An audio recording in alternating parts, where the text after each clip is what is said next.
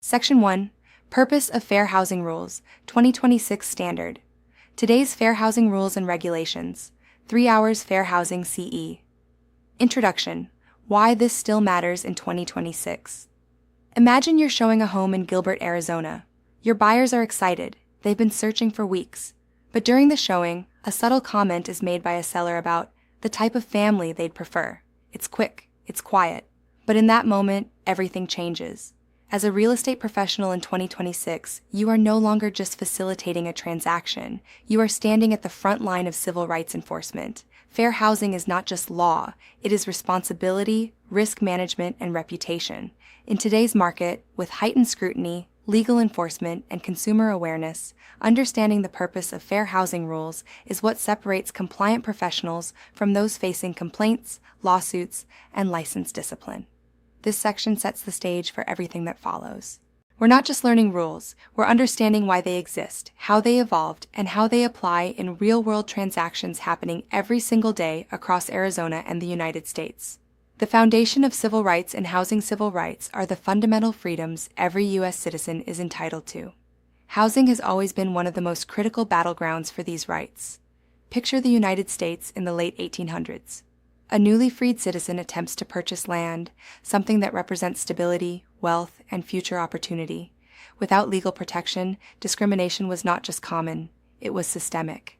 That's where the Civil Rights Act of 1866 enters the story.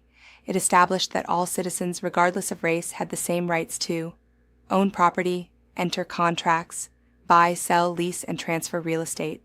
This was groundbreaking. It made racial discrimination in housing illegal, without exception. Even today, this law still stands as one of the strongest protections against racial discrimination, stronger in some ways than later laws because it contains no exemptions. As reinforced in modern housing guidance, the Fair Housing Framework continues to prohibit discrimination in housing transactions, including sale, rental, and financing based on protected classes. The reality, why these laws were not enough. Now let's fast forward. Despite the 1866 law, discrimination didn't disappear, it evolved. Imagine a family being quietly denied a home, not with words, but with excuses. The home just went under contract. We never received your offer. This neighborhood might not be a good fit. Without enforcement tools, victims had little recourse. This led to decades of continued segregation, which still impacts communities today. Modern data continues to show unequal access to housing opportunities, segregated neighborhoods, differences in property values tied to demographics. As a real estate professional, this is where your role becomes critical. You are not just following the law, you are actively preventing discrimination. The turning point, real-world case impact. Let's bring this to life with a real-world legal moment. In 1965, Joseph Lee Jones was denied the ability to purchase a home because of his race. The case made its way to the U.S. Supreme Court. The result? A landmark ruling that confirmed the Civil Rights Act of 1866 applies to private transactions. Racial discrimination in housing is illegal in all circumstances. Congress has the power to eliminate racial barriers in housing. This case reshaped real estate forever.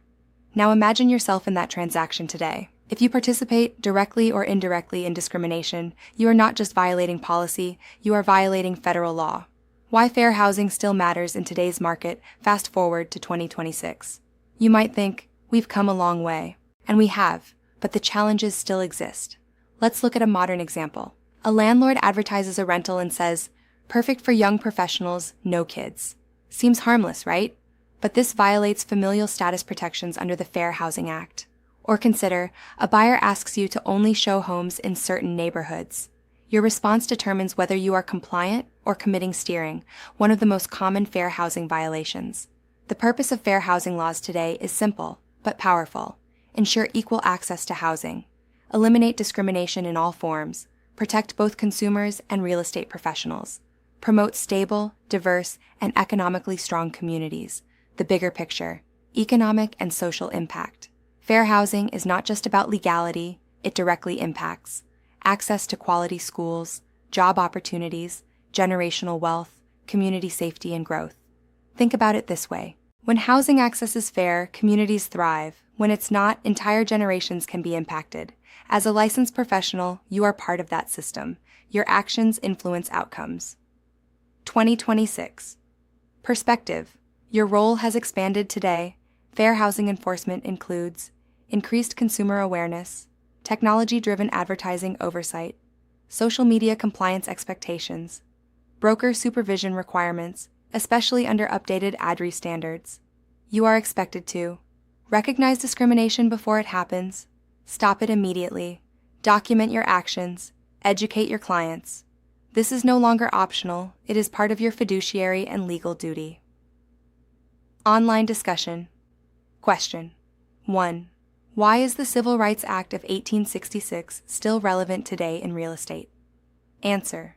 It provides absolute protection against racial discrimination in housing with no exceptions and applies to both private and public transactions. Question 2. What is one modern example of unintentional fair housing discrimination? Answer. Advertising a property as no kids violates familial status protections under the Fair Housing Act.